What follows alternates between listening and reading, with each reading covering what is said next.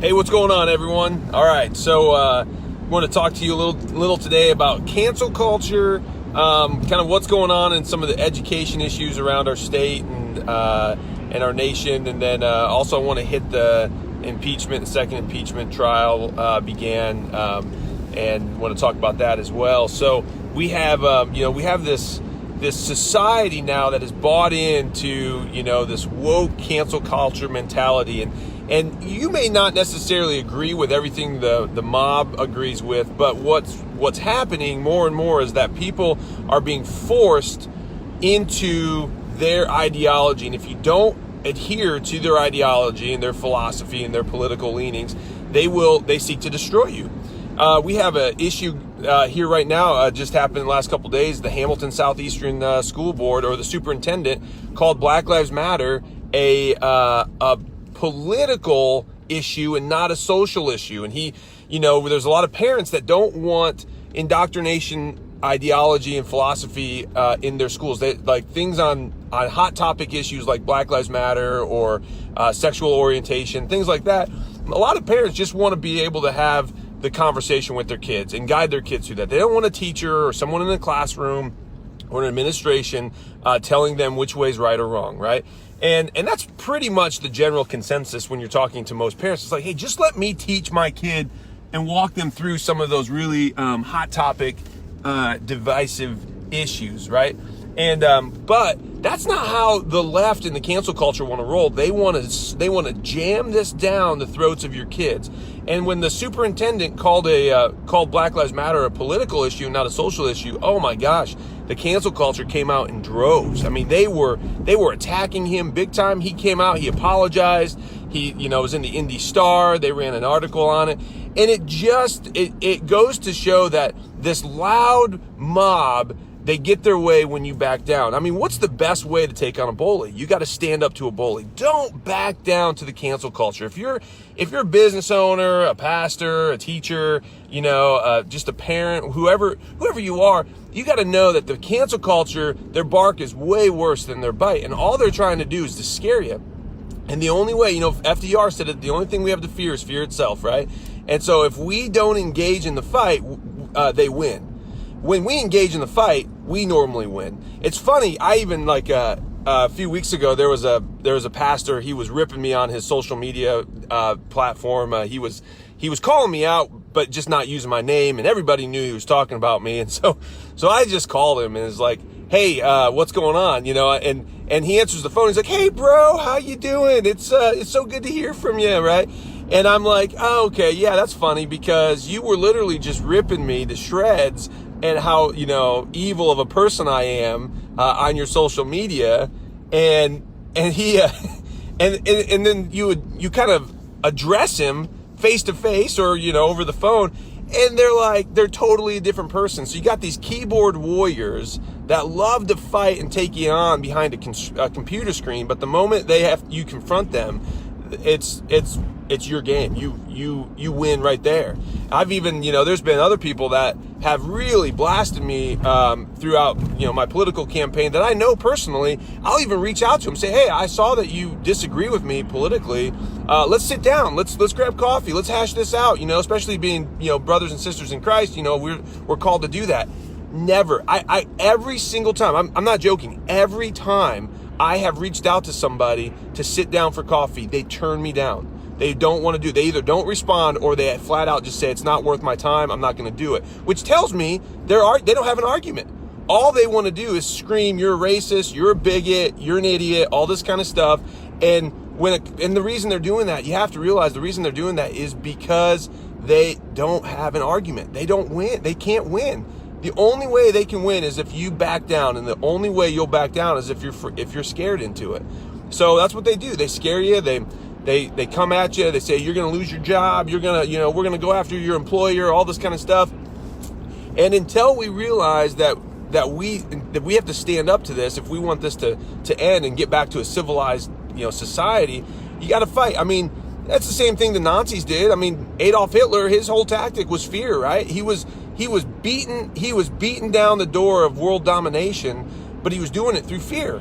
And Europe didn't want to stand up to him. I mean, if it wasn't for Winston Churchill, Europe would have caved all over the place just overnight, just out of fear. They wouldn't even have gone to war. They wouldn't have even gone into the battle.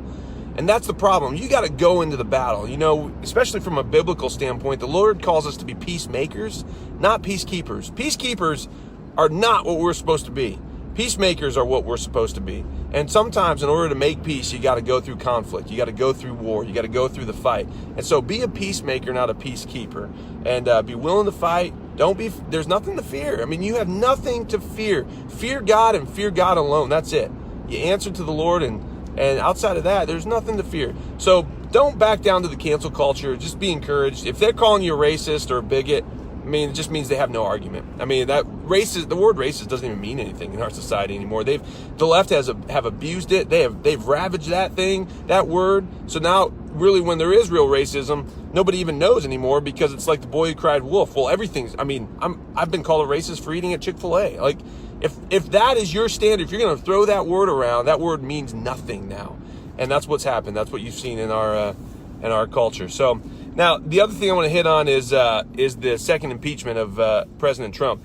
This is just a farce. I mean, talk about political theater, gone rogue. This is crazy. You cannot. Impeachment is to remove a president so that the president then can be tried civilly or criminally as a civilian in the courts. You cannot try a sitting president if he's done something wrong, immoral, illegal, whatever it might be. You can't try him in a civil or criminal court because he's the sitting president. So you have to have a way. The founding fathers knew this. You have to have a way to remove the president, get him out of office, so that he could then face justice like a civilian.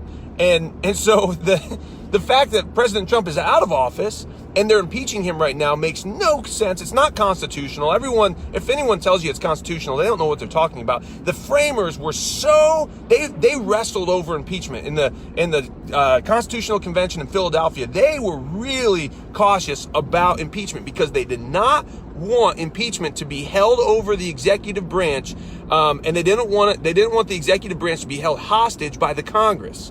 So they were really, a lot of them didn't even want impeachment as an option, but they were able to word it in such a way that they felt like they could protect the executive branch, and that's what we get. We get our modern day, our Constitution, which walks us through how impeachment should be carried out. Right, what you're seeing right now has nothing to do with the constitutional standards that our framers envisioned or laid out. So everything they're doing right now is just, I laugh because these guys are so stupid. I mean, like the senators like leading this charge, and the ones that have bought into it are idiots. They don't know the Constitution. If they did, they'd be like, guys, we can't do this. If you have an issue with President Trump, we'll go after him in criminal court, go after him in civil court.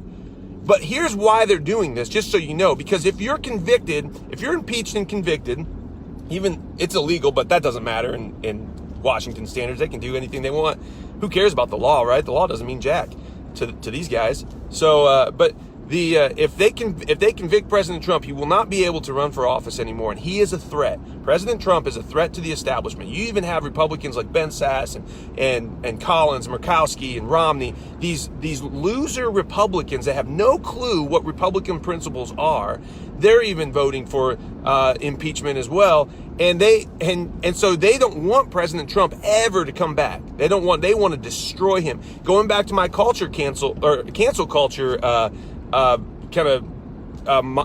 monologue there was that's the whole point. The cancel culture destroys. They want to destroy you. They want to put you 6 feet under so that you can never ever do what you did before. And so President Trump, that's what they're trying to do. They want to destroy him. They want to make it so he can never come back.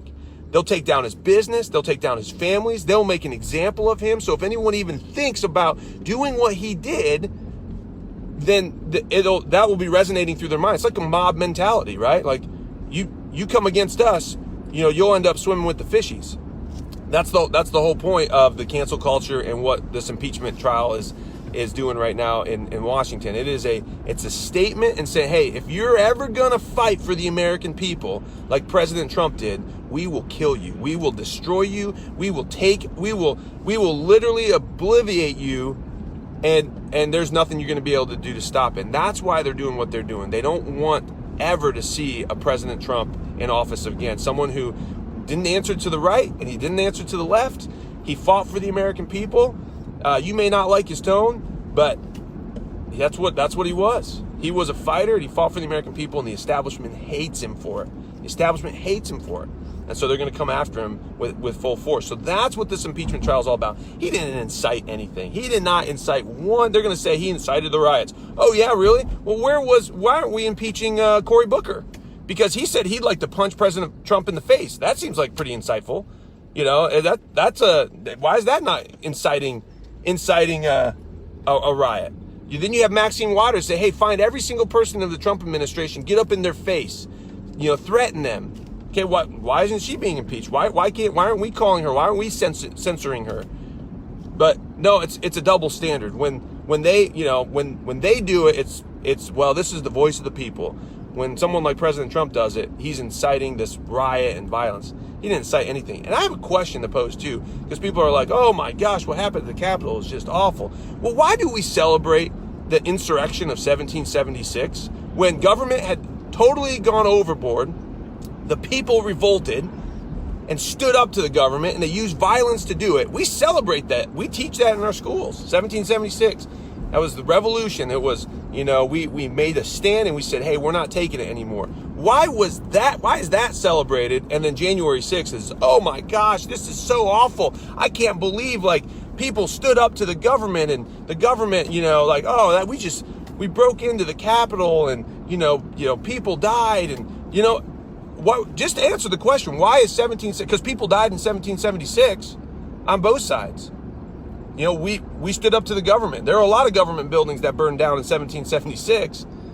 So what's the difference between January 6th and 1776? So that's the question I have. I ask people that. And I'm not saying, to justify anything. I'm just asking the question. And most of the time people, 1776 was, that was justified. Okay, well, by whose standards? And you get the left to actually have to create a standard, and that's when you win the argument, because they have no standard. There's no absolute truth.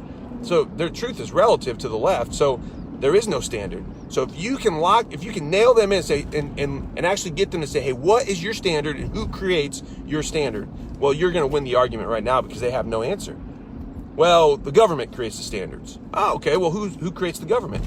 Well, people do. Oh, like those crooked politicians that we all know to be crooked, like the Congress that has a 15% approval rating in America. Those are the guys that we're going to say should create the standard. Okay. So get them nailed down on, hey, is truth relative or is truth objective? Is there an absolute truth? And if you can get them on that, you're going to win. You're going to win the argument. And most of the time, they're just going to come out and say, hey, well, truth is a perception. It's how people perceive their experiences. So anyway, all that to say, those are my thoughts for this morning. Don't bow down to the cancel culture. Stand up to the cancel culture. The cancel culture is a bully. The only way you can stand up to the cancel culture beat the cancel culture is to stand up to him. So, all right. Love you guys. Talk to you later. Peace.